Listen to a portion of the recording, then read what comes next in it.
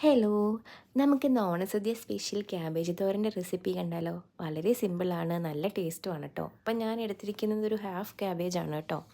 അത് നന്നായിട്ട് കഴുകി അരിഞ്ഞെടുക്കുക. അതിനുശേഷം നമുക്ക് കടുക് പൊട്ടിച്ചിട്ട് അതിലേക്ക് ഒരു അല്പം ഉഴുന്ന് ചേർക്കണം കേട്ടോ. ഉഴുന്നും ഉണക്കമുളകും എല്ലാം ഇട്ട് പൊട്ടിച്ചിട്ട് നമ്മുടെ ക്യാബേജ് ഇട്ട് കൊടുക്കുക. എന്നിട്ട് നന്നായിട്ടൊന്ന് ഇളക്കി ആവശ്യത്തിന് ഉപ്പ് ഇട്ടിട്ടൊന്ന് പൊത്തി വയ്ക്കുക. ചെറുതീയിൽ വേണം കേട്ടോ പൊത്തി വെക്കാനായിട്ട്. അപ്പോൾ അതിൽ നിന്ന് വെള്ളമൊക്കെ ഇറങ്ങി നന്നായിട്ടൊന്ന് വെന്ത് വരും.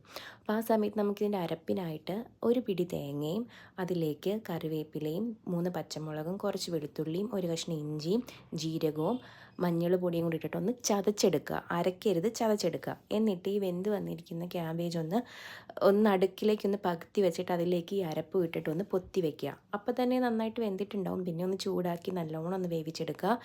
പെട്ടെന്ന് തന്നെ വെന്ത് കിട്ടും. നല്ല ടേസ്റ്റാണ്. എല്ലാവരും ഈ ഓണത്തിന് ട്രൈ ചെയ്ത് നോക്കുക കേട്ടോ.